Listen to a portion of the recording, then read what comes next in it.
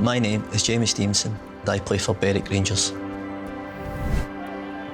I've played under so many different managers, so many different players. Well, I think I've played at every single ground in Scotland. But the bulk of my career has been in the lower leagues. I always thought I would have got back to a better level than what I played at. The big contract never quite came. I'll be 40 in July. So it's a long old time. Arloa, Morton, Airdrie, Cowdenbeath, Peterhead, East Stirling, Kelty Hearts, East Kilbride, Berwick Rangers and Real Mallorca. At 18 years of age, I was playing with Arloa.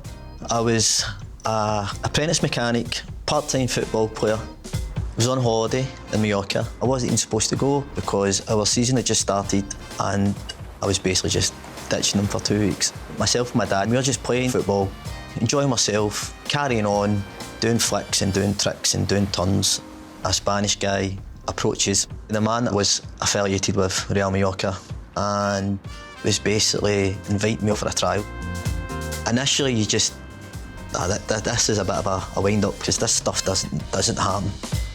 It was madness, right place at the right time. The trial in Mallorca went really, really well. I was then told that I was getting a 3.5-year deal. And I'm in the B team and we're in training every morning, lunch, training at night, doing double sessions. And every few weeks we would always play a bounce game against the first team. The standard was ridiculous. It was night and day from anything I'd ever experienced. When Mallorca were a Champions League team and it was just a pinch me moment. Samuel Eto'o was there, so many world-class players. And you had the gym, you had a swimming pool, you had a sauna, you had a steam room. I mean, I was coming from Arloa where we were getting changed at a recreation park and then we were jumping into cars to go and train at a sports centre. It was just worlds apart. But this was my big break and I was determined that I was going to work as hard as I could to try and make it work.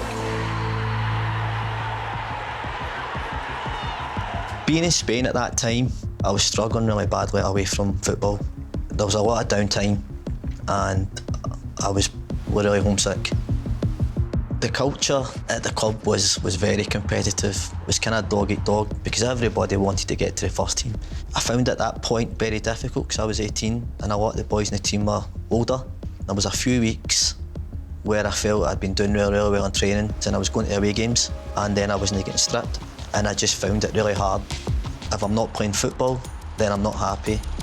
My dad came over, he kind of seen how bad I was and just went, if you're not happy and you kind of need to do what's right for you. And that was kind of that. I came home after that year. Once I came back to Arloa, how you imagine your career panning out from being in that situation, naive me thinking, right, I'll come back to Scotland, I'll start again. And not realising at that time what I had in a once-in-a-lifetime opportunity. Lightning doesn't strike twice. The subsequent years in Scottish football, I ended up going to Morton and I didn't really play. And I was just thinking, what have I done? There came a point in my life where I made the decision that financially I'd been better off playing part-time and working. I just thought at that point that I'm always going to be part-time. I suppose it's all about perspective and how you measure success. Everybody would love to have the millions, the big house and the cars and be financially secure for life. But Scottish football is hard and if anybody is successful at any level in Scotland, you're doing very, very well.